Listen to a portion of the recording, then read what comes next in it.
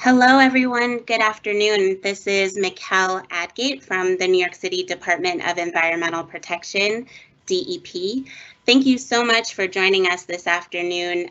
We are really excited to talk with all of you about our 2019 Green Infrastructure Annual Report. We have a great slate of speakers this afternoon to talk through various elements of the Green Infrastructure Program, and I hope that most of you have had a chance to take a look at our report or visit our website. And we'll have some very helpful links at the end of the presentation if you're interested in learning more.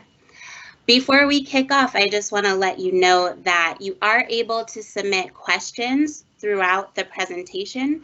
So you should see a Q&A box that you can click and enter a question. We will hold questions until the end of the presentation when all of our speakers have gone, and we will moderate the Q&A and hopefully get to everyone's questions. We're really excited to hear feedback on the program. Before we get started, I want to introduce Pinar Balsi, our Assistant Commissioner for the Bureau of Environmental Planning and Analysis. Pinar? Thank you, Mikkel. First, I would like to welcome you all this afternoon for this webinar. It's been a while. We touched base. We published our report sometime in April, and since then, we've been working diligently, although in light of COVID, to put this presentation together and provide you highlights of what we've been doing, as many of you have been reaching to us either individually or as a group. So we hope this is going to be an important presentation to provide you an updates. And there are some great information and good news that we are going to be sharing mostly in our existing construction is around 10,000 assets. And I was asking Melissa what we have been reporting last year, which she said it was 4,500. So we actually, less than a year, more than doubled the construction of the green infrastructure assets, particularly in Queens and Brooklyn. As you know, we have gone through some very tough times in terms of how the COVID really impacted construction, some shutdowns, so on and so forth. But because of this reason, I really would like to extend my appreciation to our team who have gone above and beyond during these times and never stopped working, even everywhere was shut down, but our construction kept going. And we were there to provide the support on as needed basis. In addition to that, we are going to be sharing some good news on the Unified Stormwater Rule, some of the initiatives that we've been implementing, forming a new construction management team, design standards, so on and so forth. And finally, we'll give you a brief update on our research and monitoring efforts, which are really complementary to what we are doing and making sure that our assets as built are performing as they are designed. So there's a lot of information. This is definitely an informal webinar, so we encourage questions. And thank you all for supporting this program all along and keeping us on our toes as the program progresses. So with that being said, I'm going to transfer it to Melissa. Hi, everyone. Thanks, Pinar. So we're going to jump into our webinar, and I just want to start out by giving this group a background on our program and our program metrics. Some of you may be joining this webinar as a first timer for our Green Infrastructure Program.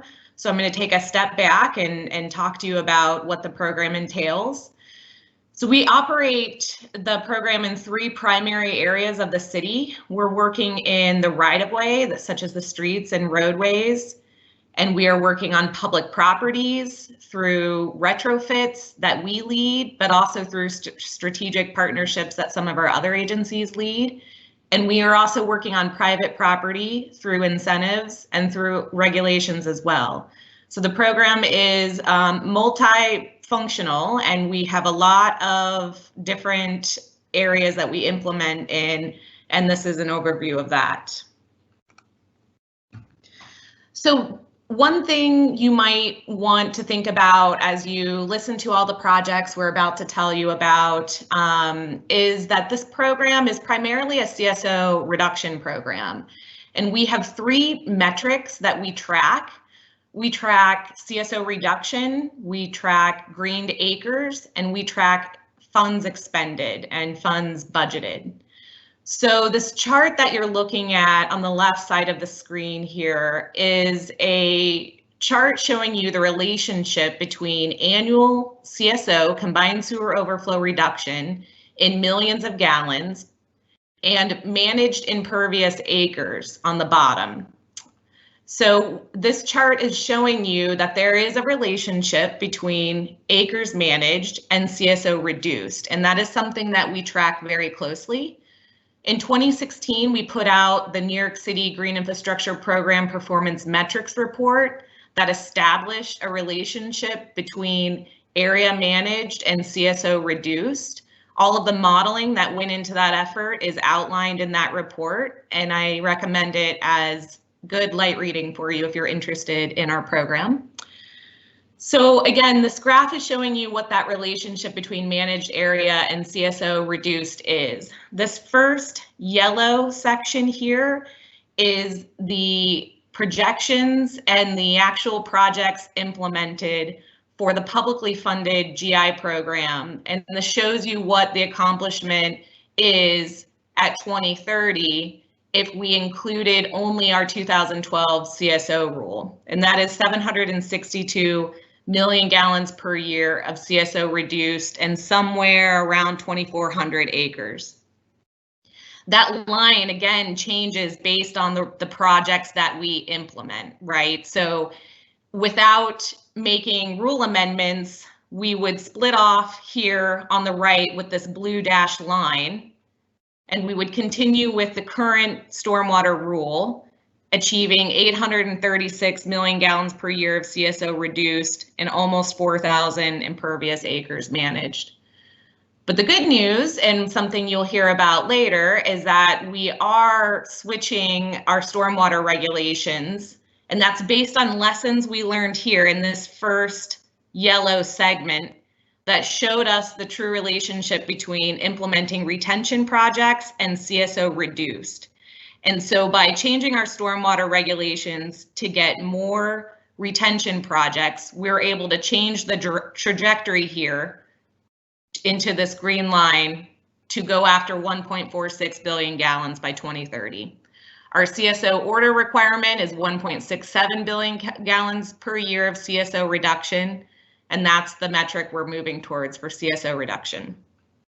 Over here on the right, we have some numbers listed for our capital and expense budget. We have over $800 million encumbered in capital funds, and we have $850 million budgeted over the next 10 years in our capital plan. So that brings us to a little over $1.6 billion.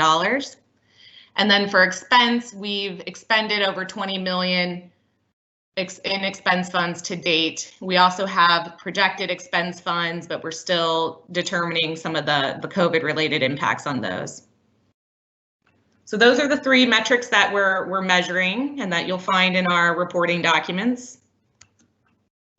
This next table should look familiar to those of you who track our program. This is what we refer to as our annual report table. This shows you the total green infrastructure assets that we have constructed or are currently constructing in each of the watersheds we're working in, plus the total greened acres. So as Pinar mentioned, last year we were reporting out about 4,500 assets, and we now have over 10,000 assets in construction or constructed, which is, again, more than double. And you'll see a lot of that increase has happened in Bronx River, Flushing Creek, Jamaica Bay, Newtown Creek, and Westchester Creek as well. So a lot of our increases have been in those watersheds. So this is a nice, numbers table, but what we did this year, which is something new, is we broke this down by greened acres managed. So each of our implementation areas, again, roll up together to that big table. And so this graphic is showing you that the majority of the greened acres that we are reporting, so the 1,230 greened acres, are coming from our right-of-way program. That's huge. And then the rest of the program areas are summarized here as well. So almost 90 greened acres that we're tracking as a result of current stormwater regulations, a little over 70 greened acres on public onsite, 38 greened acres that we're tracking through external projects. These are projects that are not funded by DEP, but funded by our other sister agencies or large private projects like the Javits Center Green Roof that we can track because we have those as-built and we get data from them. And then we have just over 20 greened acres that we're tracking that we've incentivized through our private property partnerships. This next chart takes that a little bit further. And what we've done here, because we get this question a lot, is we've broken out our green infrastructure typologies within each of the program areas. So each bar represents an implementation area of the program. So we have right-of-way on the left, on-site, external, and then private. And then below it, we have colors that we've assigned to each of our green infrastructure types. So a lot of times people will say, well, how many of those greened acres are made up by right-of-way rain gardens? And here we can tell you that that's 70%. So 70% of those greened acres are directly associated with the right-of-way rain garden that we've constructed in the right-of-way. And then another question we get a lot is, how many green roofs are you tracking? And so in this external category, you can see that we have a lot of green roofs. Most of that is data that we have been able to get from our partners with the Nature Conservancy, who have done a really great job tracking all the green roofs across the city and providing that information to other stakeholders, including city agencies. So that's something we've taken, and we've looked at a lot of those projects and determined which ones had the stormwater benefits we can track. And that's what you're seeing in that, that chart. And then for, let's see, another one here. For on-site, you'll see that we do all types of different practices, and Paul is going to talk about that in a little bit. But it's really a diverse program where sometimes we do bioretention, sometimes we do subsurface retention, and we also have a lot of systems which we call multiple GI components, which could be one asset or multiple assets that share a tributary drainage area. And it's made up of multiple typologies. So it could be porous pavement with a rain garden that shares the same tributary area. And so we count that as one asset, but it has multiple GI components. So this is also summarized in the report. I know it's a lot of information here, but we thought it was good to highlight. So with that, I'm going to turn it over to Andres Garcia for right-of-way implementation. Thank you for that, Melissa. Good afternoon, everyone. My name is Andres Garcia. I'm an accountable manager for the Right-of-Way Green Infrastructure Design and Construction Unit. And before we jump into my slides, I'm just going to do a quick overview of what the information I'm going to be covering, because essentially for the right-of-way portion, we're going to go from the very, furthest away, the very large area-wide, how we look at the 5 boroughs, and then we're slowly going to really go down into the weeds of the design, the construction, the updates to the designs themselves, and updates to our own unit, etc. So I'm going to start off with essentially the map that's going to show our sewer sheds, the tributaries. So as you can see here on the first slide, we have the color codes for all the separate sewer sheds. Our approach really to the right-of-way implementation of our program is to take a look at each individual tributary, right? So as you would look at the tributaries for a river or any other type of water body like that, we take a look at the city in a similar way, and we break down these sewer sheds and eventually delineate the individual sewer shed, delineate them into particular contract areas based on the outfall of each CSO contributing area. So we take a look at these based on annual volume, frequency of CSO events, etc. So if we take a look at the next slide, here we have a better look at now within those CSOs, how we break down the CSOs into particular contract areas, and how within the area-wide part of our program, how exactly it is that the delineated contract boundaries are populated with green infrastructure. So as you can see here, we saturate the areas with green infrastructure. What that means is that we really go down and take a look at each individual city block within a delineated contract area. Now, the delineations themselves we do based on desktop analyses, geospatial analyses with GIS, etc. And then we package these design contracts out to our design consultants to help us again populate all the streets in these particular contract areas with as much green infrastructure as we can based on our standardized approach. So all our different design standards that we have developed throughout the years, which I'll actually be covering a little bit in more detail in a little while. So in the next slide now, here we get a little bit more into the weeds of the design process itself, right?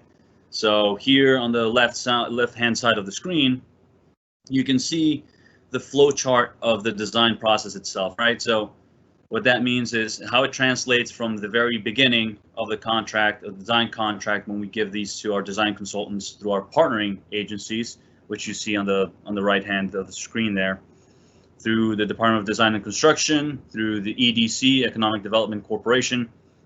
We gather teams of design engineers and consultants, and again, based on the flow chart that you see here on the left-hand side again, you're looking at, this is the critical path really of the design aspect of the right-of-way green infrastructure. So starting with the desktop analysis, we really take a look at the delineated area, we take a look at the existing records, etc.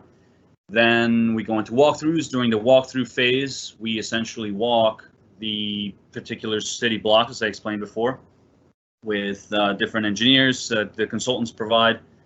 And through that aspect, we essentially, again, saturate all the streets as much as we can based on regulations and criteria set forth by the Department of Parks and Recreation, Department of Transportation, as there are partner agencies and they're stakeholders really with the city right-of-way. So we go through these walkthroughs and implement as much of this cookie cutter standardized design that we have for right-of-way green infrastructure. And once we have the populated maps with as much green infrastructure as we possibly can, we go a little bit deeper now and we go into the geotechnical investigation. Now we're taking a look at the soils. We look at the actual soil composition with the use of borings. We also do permeability tests where we figure out what the permeability rates are at 5 feet, at 10 feet. And this way we really weed out of all the locations that we have visited by foot, we weed out any locations that will potentially not drain properly. And we have set minimums for drainage, what constitutes a properly draining site, etc.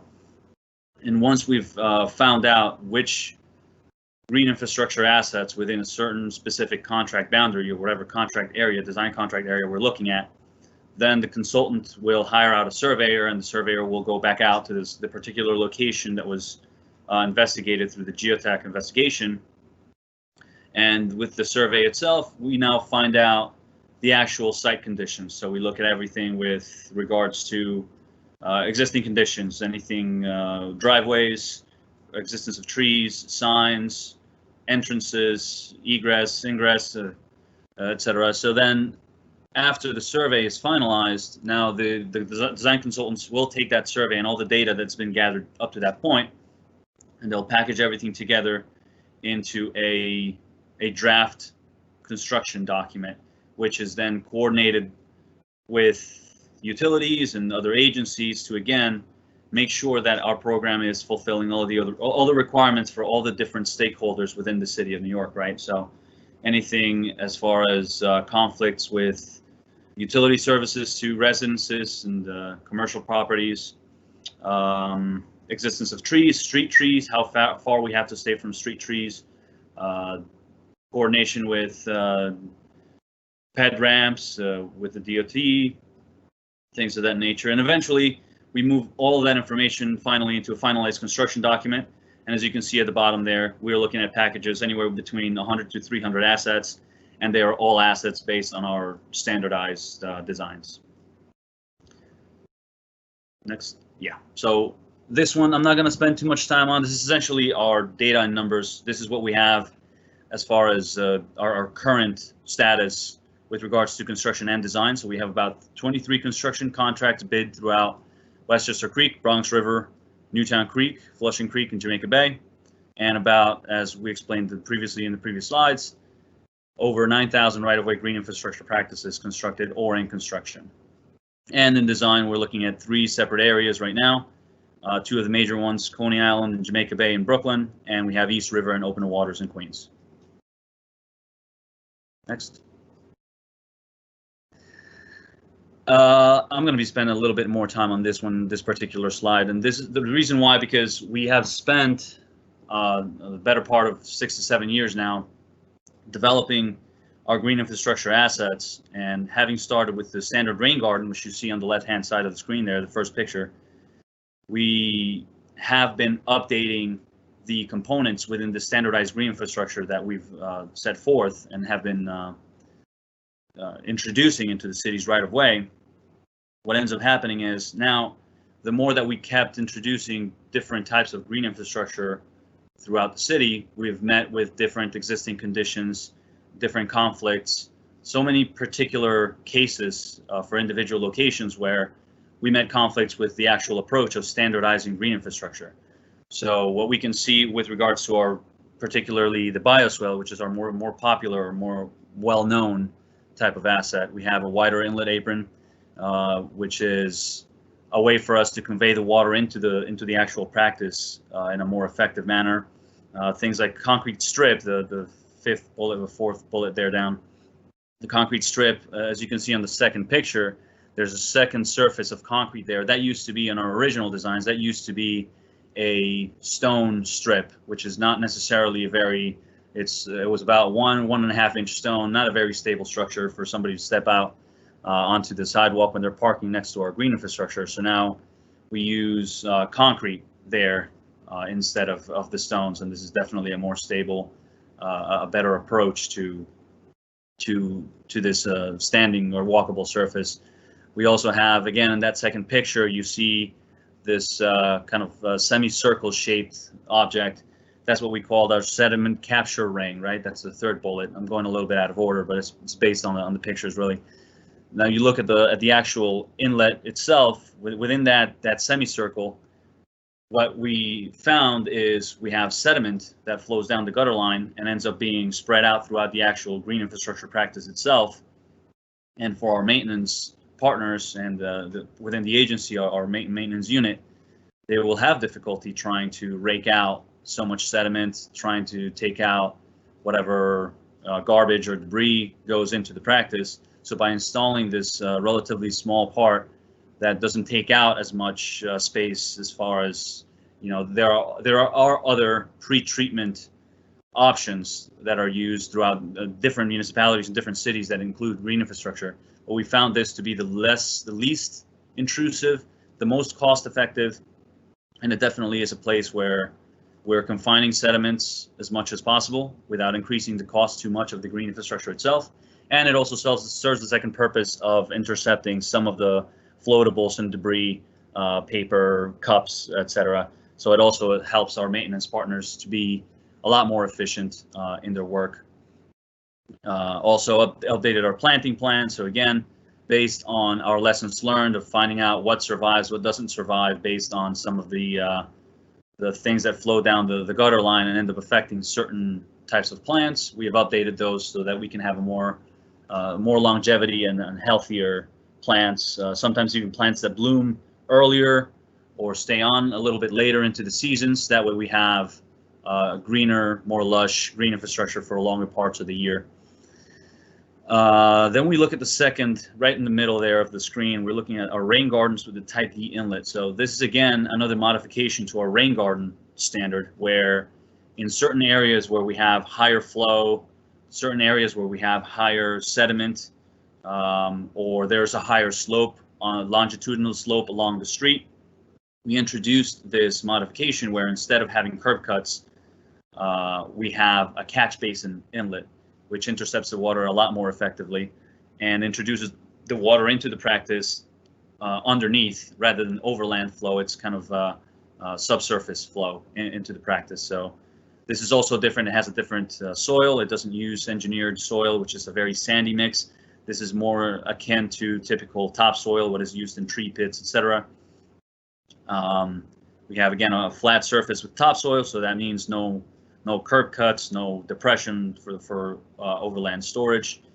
And then that pretty much covers actually the Type D.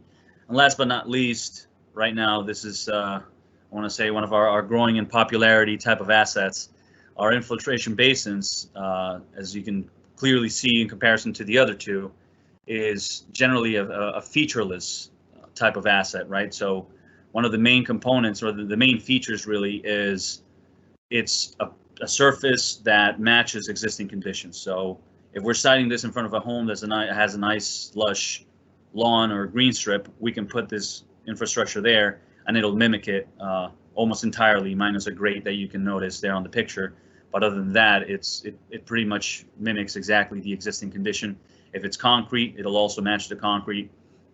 And then we have certain, not deviations, we have certain updates to the actual inlet itself for this particular structure, where we're able to adjust it based on the particular slope of the street or the particular curb reveal at the specific street. That way, although we're staying true to our approach of standardizing green infrastructure, we're able to have certain rules of play where we can adjust to specific site conditions, and that again has been part of our lessons learned for this particular type of asset. That pretty much covers this one. We can go to the next slide. So now, having covered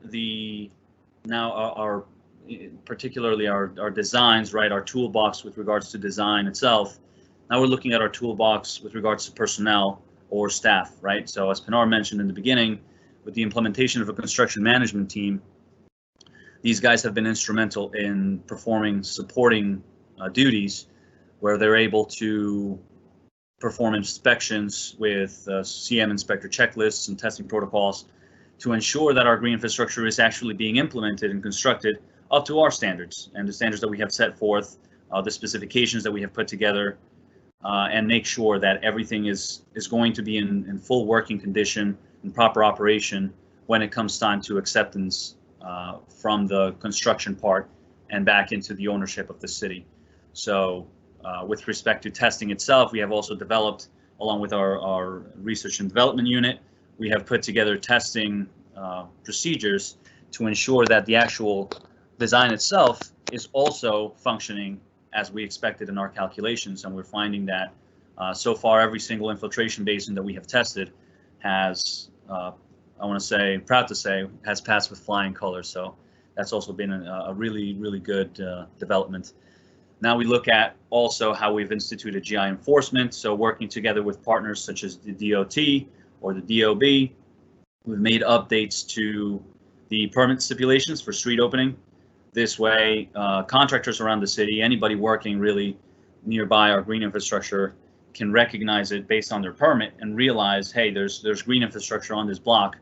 There is something that we need to protect, and we have protection standards within our DEP website where we provide guidelines to these contractors to ensure that not only they recognize our green infrastructure, but that they understand that there are very particular methods and ways to protect the green infrastructure so that it will remain in perfect working condition before, during, and after their operations. And we have also made amendments to the sewer use rules. This way we can take action whenever said damage does occur. We can now take action against whoever the perpetrator of the damage is, and we're able to again hold those people accountable and make sure that our infrastructure is, if it's damaged, it's restored, rebuilt, or whatever the case needs to be for it to be restored to full working condition. And then we also do utility coordination as well as construction management coordination, where we've held training seminars with utility contractors and also contractors that apply for this specific type of work, the green infrastructure work itself. So we're holding seminars and presentation trainings to ensure that any of those involved, either directly or indirectly with the program and the infrastructure itself, know and understand what the purpose of the infrastructure is, again, how to protect it, how to make sure it's depending on the work that you're doing, how to protect it, etc. And last but not least, this is just a small sample of our informational signage. So this is something that's going to be going to be installed in the very, very near future. And this is just our attempt as well to really communicate with the community, with the residents in the area, so that there is a little bit more recognition of the program, so that folks around the city can easily recognize our infrastructure. They can easily tell what it's supposed to be doing and how it's supposed to be working. And that pretty much covers my bit. I'll hand it off to Mr. Paul Voital. Thank you, Andres, and good afternoon, everybody. My name is Paul Voital. I am section manager in the Onsite Green Infrastructure Group here at DEP. And while Andres was just explaining all of the advances we've made in the streets and sidewalks and the right-of-way, I'm going to be focusing on the projects that we have been implementing on public properties, what we're referring to kind of broadly as on-site, when it is a project on the property, within the property line, largely within the property line limits. So I'm going to start by giving kind of a high-level overview of what the on-site program is, what partnerships we have as part of that, and then I'm going to do a little bit more detail on where we are and how we got there, in the summarizing what is already included in the report.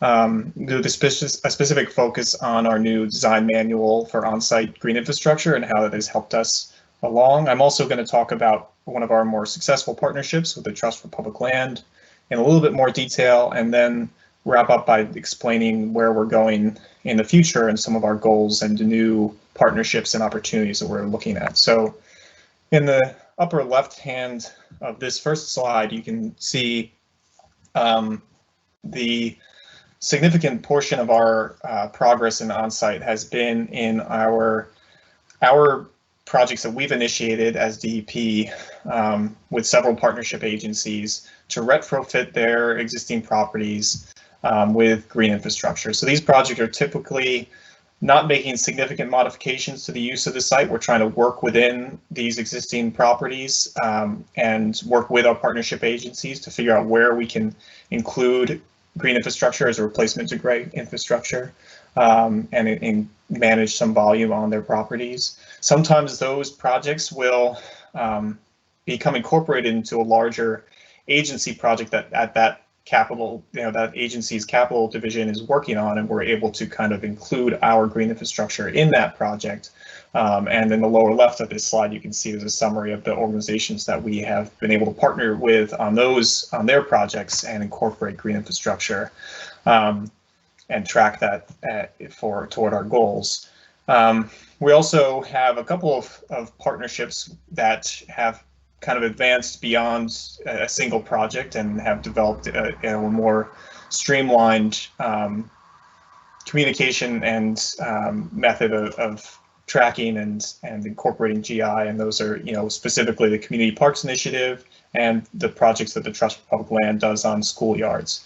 And then finally, moving counterclockwise into the upper right of that slide, we are also working with some other city agencies to kind of leverage the opportunities that we are providing with green infrastructure to find parts of their properties that need upgrades, and that we can then work with them to implement those retrofits. And we're referring to those here as opportunistic, trying to initiate those projects, trying to encourage those organizations to initiate projects that include GI. So then moving into the details here, and I'm not going to go through all of this information, it's all summarized in the report as well, and you can find more detail there. But I do want to highlight especially that each of these numbers, each of these projects is a complex retrofit project, or in some cases a partnership project, and sometimes include half a dozen or even a dozen green infrastructure assets on a single property. Some of our New York City Housing Authority properties are very large developments, and so these numbers don't quite capture exactly what we're doing. And I just wanted to point that out, that each of these is really unique and complex, and and has a lot of different moving pieces that require a lot of coordination with these owner agencies, and have been very successful in a number of ways. And as you can see here, we are very close to design completion or either in construction or constructed for the majority of these projects that are on our radar. That's very exciting, and we're excited to continue to push forward despite the kind of COVID impacts that, as Pinar and Melissa mentioned, that we're continuing to advance. And as you can see here, we've also continued. So while we're continuing to advance our projects that we have been partnering with city agencies on, we also have been making progress in our partnerships within the Trust for Public Land schoolyard renovations, and we also made progress in our Community Parks Initiative partnership sites. And we currently have some on-site projects that are in construction through our work with Department of Education and their Division for School Facilities. We have a job order contract they have a job order contract, and we are currently constructing some green infrastructure on 16 schoolyards and working towards that. You can move to the next slide, Melissa. So one of the ways that we've really been able to make progress, and one of the biggest things that we were able to accomplish in 2019 was the creation and release of the Public On-Site Green Infrastructure Design Manual. So this has allowed us to incorporate our institutional knowledge that we've gained over the course of the Green Infrastructure Program, incorporating knowledge from the Right-of-Way program, from our private partners and our other agency partners, and really formalize it in a way that we can easily communicate it to all the diverse participants in the on-site program, and especially guiding our designers that are working on projects that don't often fit into any one category, and can be very different depending on the existing use of these different properties that we're working on. Whether it's a housing authority development or a schoolyard, this manual has allowed us to give some straightforward guidance and allow us to move forward in the most efficient and the most cost-effective way to prevent schedule delays and prevent negative impacts to the property or the people who use that site every day. So the existing use, as I said, can vary greatly, and that has in the past, led us to formalize different ways that we can move forward, and this manual has allowed us to kind of dictate a really concise process and schedule for our designers, so that we can bring these projects quickly to realization. And the process is very similar to the right-of-way process that Andres mentioned, so I'm not going to go through that again. But I do want to highlight specifically kind of the process for one of our most successful partnerships with the Trust for Public Land. We also are partnering with the School Construction Authority and the Department of Education through these projects. They are projects that involve the redevelopment of schoolyards, as you can see in these before and after photographs. So the Trust for Public Land has implemented projects all throughout the city, and they have a long list of projects that they're working to implement. And we've actually been able to, over the last year and a half, been able to increase their capacity to do more of these projects because we're able to include green infrastructure and able to gain so much benefit there. And as part of these projects, the Trust for Public Land it actually reaches out to the principals and the students and the teachers and the custodians at these schools and get feedback on what they would like to see in their schoolyard. And they incorporate artwork from the students. They educate the students on what they're doing, what the design process looks like. They educate the students on what the green infrastructure piece of these projects is. And in all of these projects, we're able to incorporate, or in all the projects that we partner with them on, we're able to incorporate green infrastructure, whether it is in the form of the permeable pavement tree pit strip that you can see along the fence in this photograph, or the synthetic turf field, where we are able to store a massive amount of stormwater, which is, you know, surrounded by the track in the background there. We also have some more passive kind of green infrastructure elements, including the green roof on the gazebo canopy that you see next to the turf field. And in some cases, there's new planting gardens and education gardens there. And so these are really successful projects for us. We're able to manage a lot of stormwater, both the rainwater that falls on these properties, on these asphalt playgrounds, previously asphalt playgrounds, and also now we're looking at capturing rainwater because we have this massive turf field that we can store stormwater underneath in a stone reservoir, crushed stone reservoir. We can actually divert rainwater from the adjacent streets into our green infrastructure and infiltrate that water before it gets to the catch basins and the schoolyard or in the streets. And so these are really successful. And as I said, they're also a huge opportunity to educate the students at these schools throughout the 5 boroughs in the importance of thinking about our infrastructure differently and thinking about how we can improve the water quality in small ways with small projects that have a large impact when taken in totality and further downstream in the combined sewer overflows, and explain to them why that's so important and how they can participate in that process. And so, you know, we also have a few new partnerships that we're very excited about, and we're hoping can be as successful as our partnership with the Trust for Public Land and the Community Parks Initiative projects that are very similar to the Trust for Public Land projects. So we're very excited about these projects, and I'm just going to speak briefly on them, but you can find out more in our annual report. The first one that I want to talk about here is the Tibbetts Brook and Van Cortlandt Lake project. So this is a project that has been in the works for a long time, and is it incorporates, you know, it's a very large project and has a lot of moving pieces, and we're working with the parks, New York City Parks, on this project. The biggest features of it are the, you know, improvement to the Van Cortlandt Lake to incorporate dynamic storage for stormwater, which helps us to prevent combined sewer overflows in this watershed, and also a daylighting of a portion of Tibbetts Brook that also creates additional volume, you know, even more so than some of our smaller GI assets that can prevent combined sewer overflows down the line. And there are so many different co-benefits associated with this project as well, including community access to green spaces and you know, new habitat and air quality benefits that we're very excited about and really looking forward to advancing this project forward.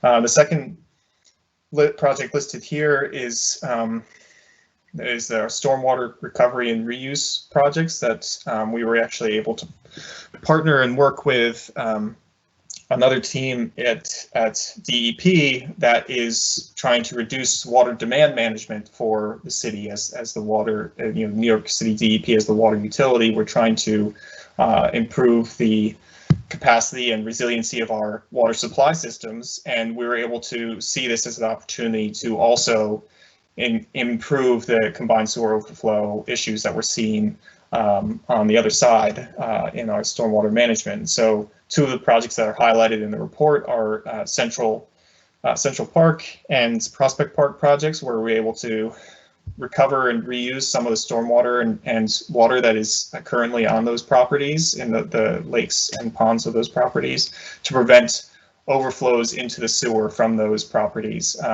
And it reduces the demand on our system for new water supply, and then also allows us to prevent CSOs. And then the third item here is our cloudburst pilot projects. So these projects are really exciting because in addition to assisting with water quality benefits, similar to our other green infrastructure, we're also able to target the impacts of more severe rain events, high intensity rain events that are going to be occurring in the next 50 years due to changing climate and changing weather patterns. So we're able to incorporate larger green infrastructure projects that also have design capabilities to manage high intensity, short duration rain events that would typically overwhelm our sewer system and cause flooding. And you can see here in this image that one of the main pilot projects is a basketball court area on a New York City Housing Authority development at South Jamaica Houses, where we worked with the residents to come up with a solution to divert flooding to an area that we can control it and manage it and draw it back down after the storm is over. And it also will divert stormwater during a typical CSO event as well, and store that underground and infiltrate that back to the sewer. So both the Cloudburst project and the Tibbetts Brook and Van Cortlandt Lake project are really successful in tackling those kind of future storm events that are going to be more severe. And then finally, we're really looking at more innovative right-of-way practices and also practices that are on public property medians in order to, again, capture larger volume and capture it in new and innovative ways in our median projects that we are designing in-house and partnering with other city agencies to incorporate green infrastructure into those. So we're very excited about those opportunities as well. And with that, I am going to turn the slides over to Ashita to discuss private property. Thanks, Paul. Hi, everyone. I'm Ashita Mehta. I will be discussing our private property implementation program. We just heard about our public on-site incentives, and now we're going to be switching gears to private property. Our program approach includes several DEP-led incentives, which include green roof retrofits and private incentive retrofits. It also includes other incentives that are offered by the state, such as the green roof tax abatement and our partner agency incentives. So both of those incentive categories we'll talk about in the next couple of slides. I want to touch upon the stormwater regulations right now. That has two aspects. The 2012 Stormwater Performance Standard affects new developments and redevelopments that are adding site connections to an existing sewer, requiring them to meet reduced stormwater release rates. DEP monitors the number of permits that are given out annually to see which projects are affected by this rule. Our MS4 construction and post-construction program also affects new and redevelopment projects. They need to apply for permits and in some cases include post-construction stormwater management practices. Other city requirements would be our local laws 92 and 94, which state that all new construction in major roof renovations have to include solar panels, green roofs, or a combination of both on all available green roof space. And this image over here is of a green roof that was funded by our grant program, and this is the NYU Langone Alumni Hall in Manhattan. So that allows us to talk more about our DEP-led incentives on the next slide. Our Green Infrastructure Grant Program has been in the works for a couple of years. Now it is only streamlined for green roof retrofits, and we've committed about $13 million to date to 30 private property owners. This image over here is one of our more recent projects. It is Admiral's Row in the Brooklyn Navy Yard. It is an 11,736 square foot green roof, and it will manage about 40,000 gallons of stormwater.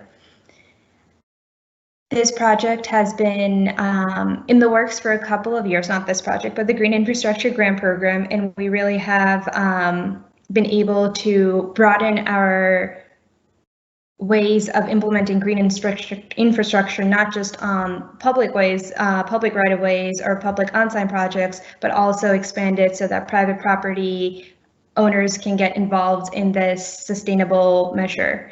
Currently, we are working with 6 grantees and 6 projects that are pending construction.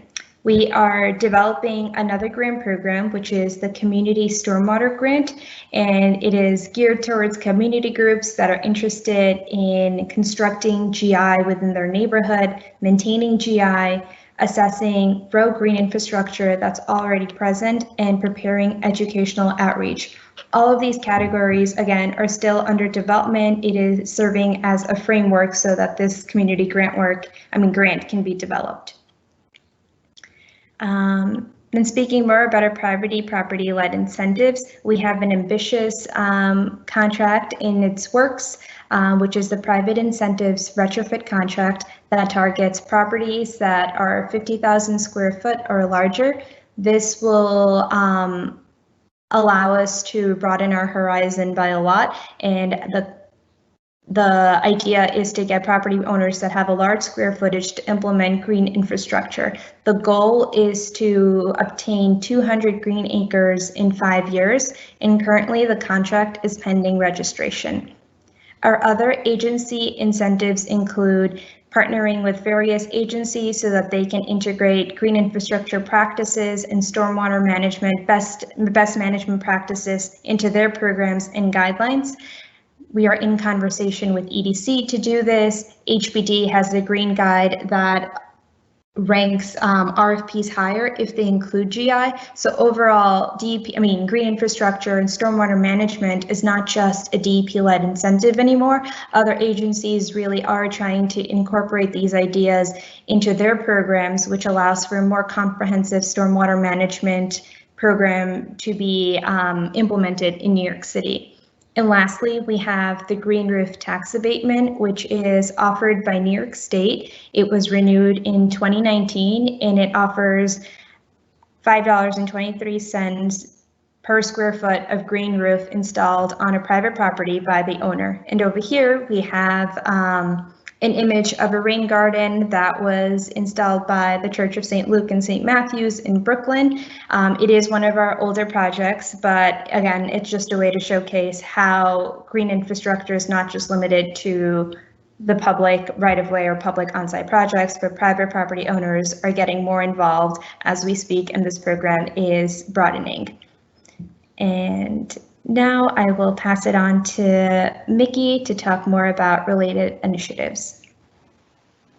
Hi everyone, thanks Elshida. My name is Miki Arisaka and I work on green infrastructure research. So I'll describe some of the work that our agency does to support the CSO GI program implementation and other water quality improvement projects closely tied to our CSO program. So of course, the most important part of this is our maintenance because we have so much green infrastructure constructed. As Paul and Andres was mentioning earlier, we have to continue maintaining these to ensure the continued performance so that we can continue meeting our water quality objectives. So here's a chart that shows the staffing of our right-of-way maintenance team. This number includes our full-time staff and our seasonal staff. Their work is also being supported by the expansion of their facilities. So they're locating additional satellite locations, which will help to reduce the time it takes for their crews to get to sites. And a really important part of the maintenance program going forward is going to be the stewardship program. So in 2019, the maintenance team continued to reach out to the local neighborhood groups. And here are some of their successes in 2019. We have a stewardship manual, so we're hoping that that will ease some of the training requirements so that we can enlist more stewards and other promotional materials so that we can get more stewards aboard onto this program.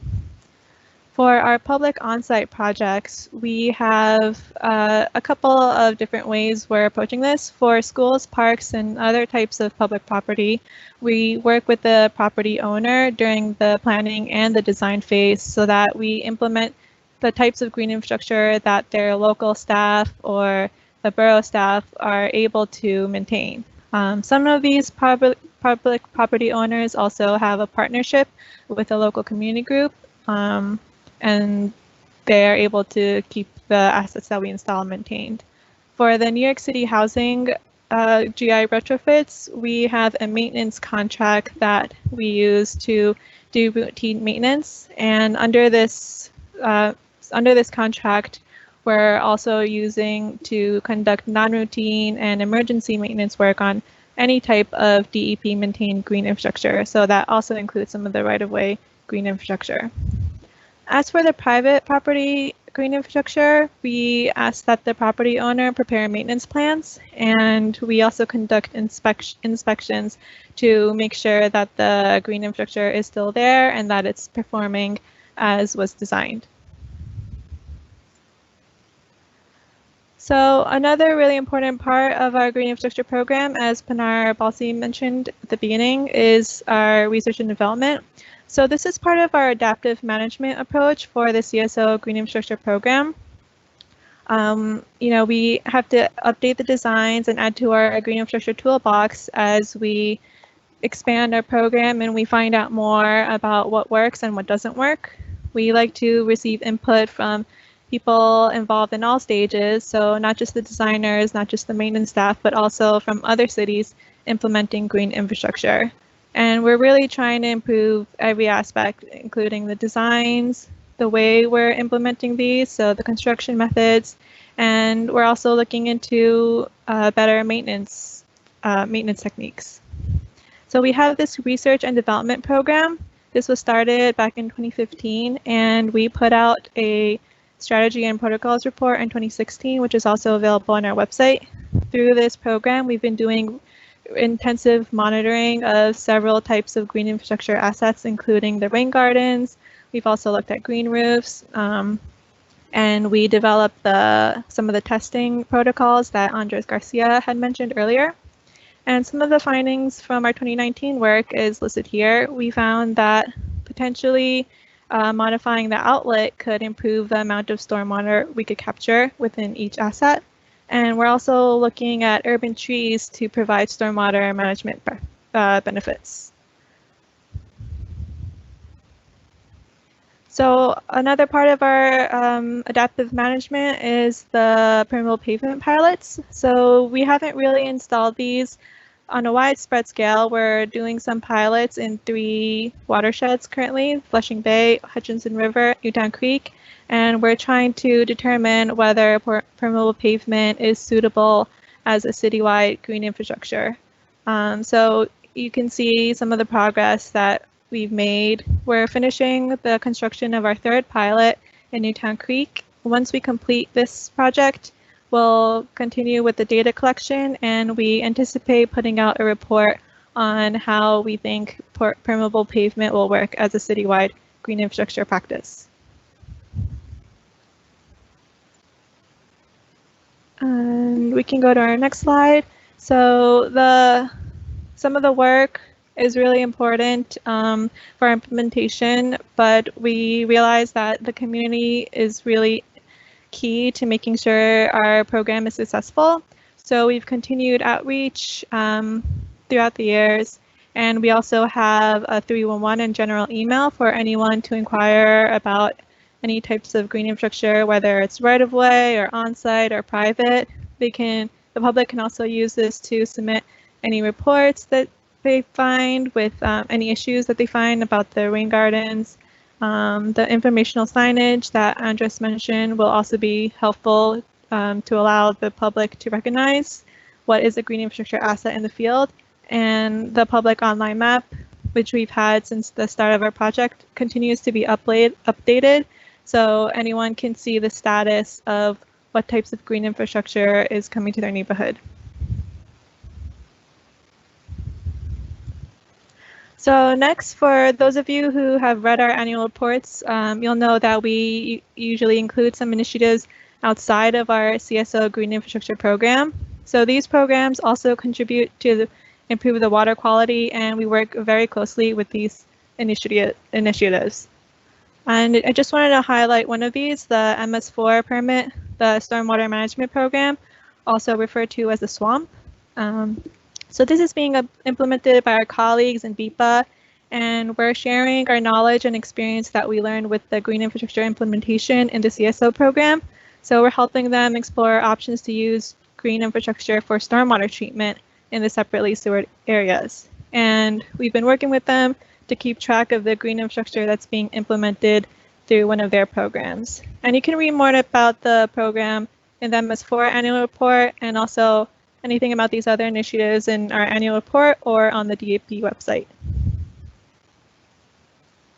So I'd like to hand it back to Melissa, and she'll discuss our upcoming work as we continue to expand the CSO-GI program.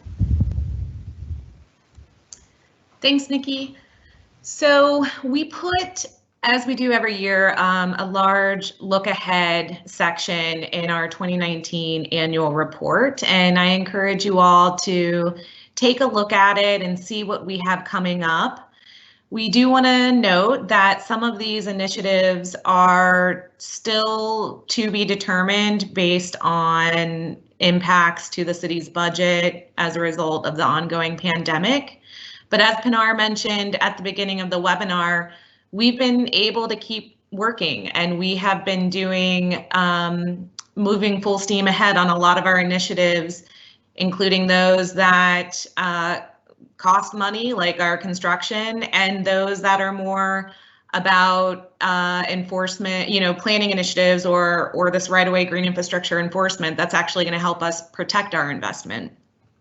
So the one look ahead that I'm going to talk about briefly is the new Unified Stormwater Rule. So several of you on this webinar are probably aware that last Friday, City Council heard DEP's legislation to expand our MS4 construction post-construction program to the combined sewer system. We heard a lot of testimony from several of you, and we are just as excited as you are to push these stormwater amendments forward. So we're looking forward to the City Council vote on that legislation, which we anticipate to be relatively soon. After that legislation has been signed, we will be moving forward with what we are referring to as the Unified Stormwater Rule amendments. These amendments are going to help us align stormwater regulations across all of our drainage areas, and to also require more on-site stormwater management in terms of new and redevelopment across the city. So we're very excited about that. We will have a new New York City Stormwater Design Manual. There is one out right now for private developers to use for construction and post-construction projects, and that is going to be enhanced and builds upon the state design manual and provides implementation strategies for effective green infrastructure in an ultra-urban environment such as New York City. So you can all expect that to hear about technical briefings and the new draft design manual this fall. I encourage you to sign up for our listserv if you haven't already, and just stay in tune and feel free to reach out frequently to get updates on that. The image on the right is a snapshot, a preview of our forthcoming manual, which will now organize practices based on their primary function and provide developers with an opportunity to have the flexibility to design practices to meet the stormwater regulations, while also taking into consideration potential constraints they might have on their site. So again, we'll be excited to share that. This is just a quick intro to the rules. One of the things that we're doing for sites that trigger our construction post-construction program, we are going to be requiring the project teams to focus on retention practices in all areas of the city.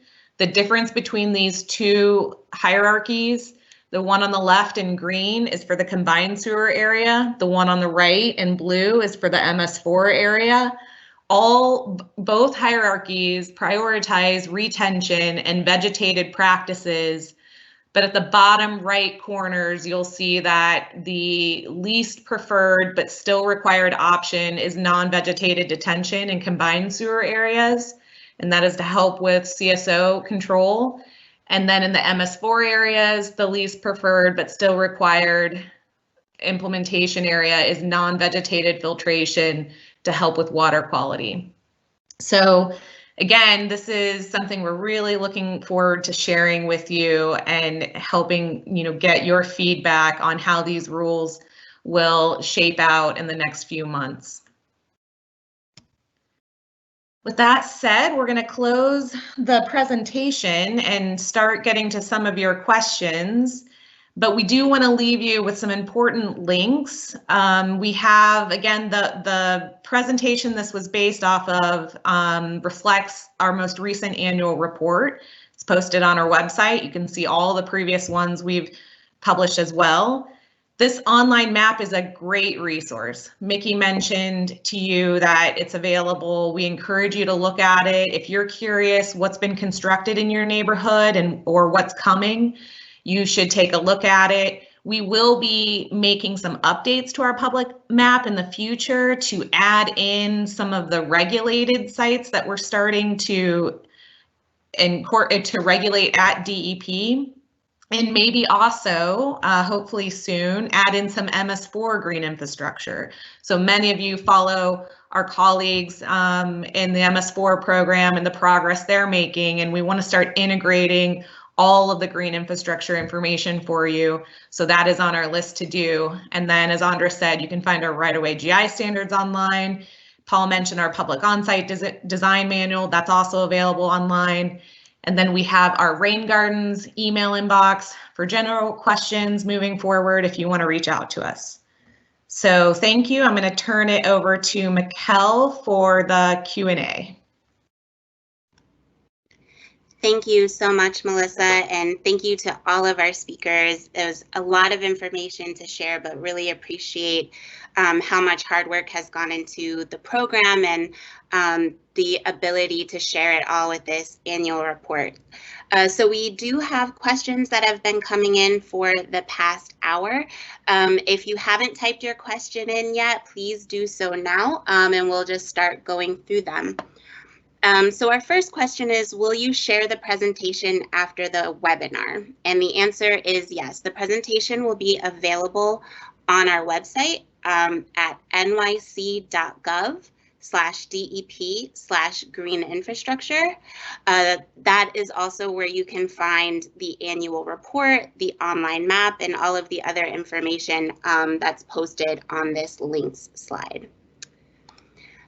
The next question is, how will increased rainfall due to climate change impact the role of green infrastructure over the coming years? Do we understand how the need for GI will grow given extreme rainfall projections? So that's a great question, and I want to highlight it in a couple of different ways. The first, when Melissa presented her look ahead slide, there was a note about our stormwater resiliency plan, which is an effort in coordination with the Mayor's Office of Resiliency, the Mayor's Office of Sustainability, and several other sister agencies to really study and get to how we can support the areas of this city that are really vulnerable to increased precipitation. And obviously, green infrastructure is going to play an essential role in the plan, and DEP will be sort of laying out a series of ongoing and new pilot projects to show how the green infrastructure assets that we've been building can be useful for increased precipitation. And so, Paul, I'm wondering if we can queue you up to talk a little bit about our cloudburst pilot projects, which really speak to increased precipitation and how green infrastructure can be useful. Sure. Can you hear me all right, Mikkel? I'm having some issues with my mic. Yep, I hear you fine. Okay, thank you. Yeah, so that is definitely something that we're really focused on, and why we're excited about the on-sites, or why we're excited about the cloudburst pilots. We have been working with, as part of our the cloudburst pilot project. It came out of a cloudburst resiliency plan that is also available on the DEP website, and that was a result of a partnership with the city of Copenhagen. And so we have been looking at, how we can incorporate large projects that, as I said, would also have these kind of dual purposes of managing stormwater to prevent and to prevent CSOs and to provide filtration for water quality benefits, but also how we can respond to these larger storm events that are going to cause not only water quality issues in the surrounding water bodies, but also property damage and flooding, and how we can design our systems to have to respond to those events that are beyond the capacity of all of our typical green and gray infrastructure, and how we can design smarter systems, smarter roadways that allow for flooding beyond the design storm that we're targeting. And so that's why we're looking at systems like that basketball court that I mentioned, that have, essentially unlimited capacity. At some point, the stormwater in that court is going to overflow during a really, really high intensity rain event, but we have so much capacity there, and it's away from where people will be walking and where cars will be, where, emergency vehicles will need to drive. This is away from that, targeted to an area that we can control it. So we're really excited about that. Is there anything else that you think that you were looking for there, Mikkel? Does that respond to the question? I think that's perfect. Thank you, Paul. Our next question is, I've seen many GI projects get trashed or damaged quickly. What is the maintenance plan for the new GI assets, especially given budget cuts associated with the recession and COVID? So this, again, is a really great question and something that we are thinking about a lot internally. Going back to Miki's slide about our maintenance program, you can see that as of 2019, we had about 100 maintenance staff on board taking care of all of the green infrastructure assets in the right-of-way. And that work includes removing trash, weeding, taking care of the plants. And I do understand that folks have seen where, garbage gets into them quickly or they've been damaged. And so we've worked to streamline our maintenance operations. We've set up schedules for how often we visit locations based on the damage that we see. And we really look to ensure that these are cared for as active pieces of infrastructure. So if you're familiar with our catch basins and our other, decentralized infrastructure network, it's critical that we take care of them. That being said, we're still trying to get an understanding of how our budget and the city's budget will be impacted. So as of right now, we're still moving forward as we have been planning. And if that changes, we will make sure to keep everyone updated. But ultimately, the goal will always be to take care of the assets that we build. Pinar, this next question is for you. And it relates to Tibbetts Brook.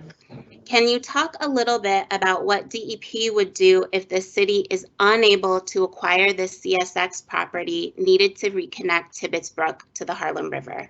Other than the planned lake improvements, would there be any other work focused on Tibbetts Brook to help reduce that overflow from WI 056 to the Harlem River?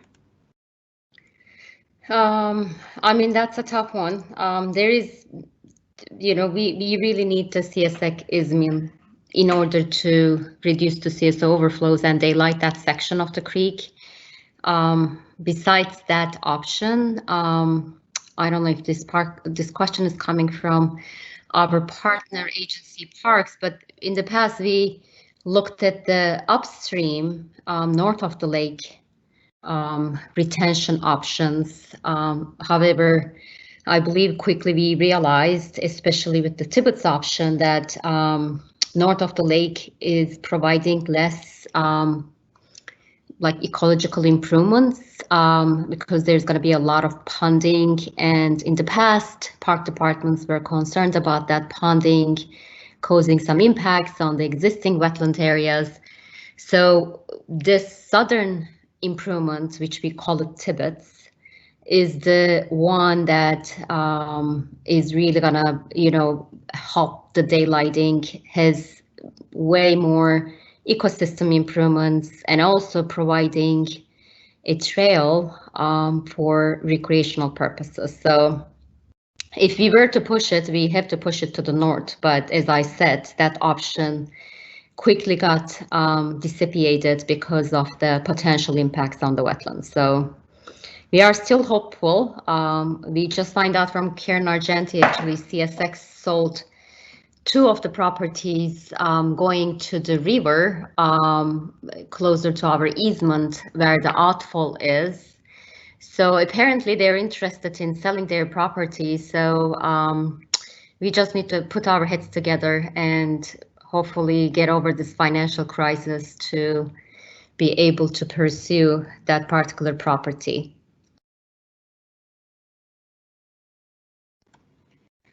Thank you, Pinar. That was great. Our next question is for you again, actually. Can you talk a little bit about the cost for the right-of-way rain gardens when you're thinking about design and construction management and construction? What's the average? I mean, that's a good question. Honestly, there is, it really changes from, depends on the drainage area and the sub-catchment base, the basin information. There are some more competing basins, especially like Bronx, where we have the bedrock issues, or some portions where we have the groundwater issues or utility competition. But we have been seeing quite a wide range in terms of the cost. I think our construction costs can be as low as $26,000 per asset, and it can go up to $40,000. And again, economical ups and downs has been somewhat cyclical when it comes to the bidding, but the last 2 years, and particularly with our initiation of the construction management team, and our internal team has been providing a lot of hand-holding with our newer contractors, and our prices are coming down significantly. In the most recent bids, we are seeing a downtrend rather than an uptrend, which is great. And I'm talking about the most recent bids even before COVID. So it wasn't really the COVID impact, but it was indeed can be attributed to our constant support to our contractors, returning their RFIs, simplifying the design, and addressing their concerns upfront rather than waiting. So that really created this trust between us and the contractor community, and we are seeing those are reflected on pricing points. So hopefully it will stay that way. And we just recently released one bid, and I think we are still analyzing the results of that one bid, but that should be another good one to look at if COVID has any impacts in terms of the pricing points, and if we are going to see those downward trends in the upcoming months. Great, thank you. Melissa, the next 2 questions are for you. The first one, is there an update on when the tax abatement will be addressed again? Sure. So the tax abatement is the new one that the state authorized via legislation last year is currently live. So, folks can apply to the Department of Finance and submit their plans to DOB for approval to get the updated $5 and some cents per square foot abatement. The selection of the priority districts is still underway. So many people who follow the green roof tax abatement are probably aware that the incentive, the dollar per square foot incentive is drastically higher if you're in a priority district. And the legislation that the state passed did not designate the entity that would select the priority districts So that is happening right now, and there should be an update from the Mayor's Office of Sustainability very soon on that. Great, thank you. And the last question is, can you speak a bit more about the private incentive retrofit contract? Can you explain its aims, and is the contract currently posted publicly?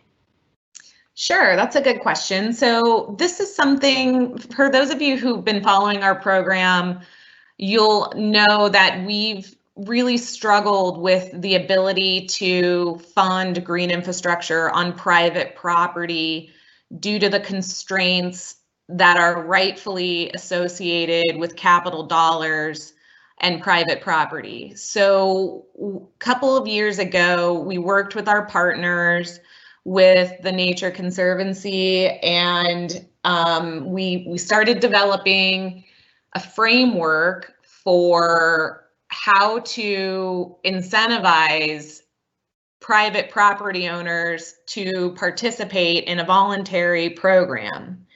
And what we ended up with was a contractor-led incentive program where the contractor would bear the risk of getting the projects and working with the property owners with city funding. And so we spent years, and many of you helped us do this, to get the funding for the program and to get a lot of interest and to issue a public RFP and to select a winner. And we did select a winner last year, and the contract has been written, and we've negotiated with the contractor, and now it's pending registration. And we still have yet to determine when we can move forward, because again, it's related to the city's financial crisis and the resulting impacts to our program. But we are confident that we can move it forward in some manner sometime in the future. And so what we like about it is that it's a $1 per greened acre incentive that is really driving the contractor to find the most cost-effective green infrastructure in the city on private property. And so that puts the burden on them to really work on the projects that they think have the biggest bang for the buck, so the most stormwater managed for the least amount of dollars. And so we had worked with many stakeholders to develop some short list of properties that the contractor could target once they receive a notice to proceed. And we still have that list, and we still continue to add to it. If you are aware of large properties, 50,000 square feet and greater, that would be a good fit for this program, you're still welcome to send those to us, and we'll keep going. We hope that we can move it forward in the future and really kind of scale up the work that we're doing on private property. Thanks, Melissa. And thank you all who submitted questions this afternoon. We really appreciate the thoughtful feedback that you've had on the annual report and on the program as a whole. For those of you who asked for very specific information like links or contact info, I've responded directly to you in the chat. But if you have additional questions, please email us at the email that's listed here on the links, raingardens@dep.nyc.gov, and we'll make sure to get back to you with the information that you're looking for. I really want to thank Melissa and all of the project managers and section managers who were able to present this afternoon. A lot of amazing work has been taking place, and we really appreciate your hard work. And for all of our stakeholders who joined us, thank you. I was thinking today how in September, it will be 10 years since the release of the Green Infrastructure Plan. And I know that many of the people on this call this afternoon have been working with us since the drafting of the GI plan. So we really appreciate the hard work, the reviews, the energy that you've given as the program has expanded. And lastly, I want to thank Pinar Balsi. Under her leadership, the program has expanded even more to the point where it is the largest green infrastructure program in the country. And that's really thanks to, her leadership and the leadership of our team at DEP, who are so committed to sustainable design and sustainable infrastructure. So with that, I want to say, everyone have a good evening. Please stay safe and healthy. Please make sure to check out our annual report and our other resources, and we will see you next time. Thank you, and bye-bye.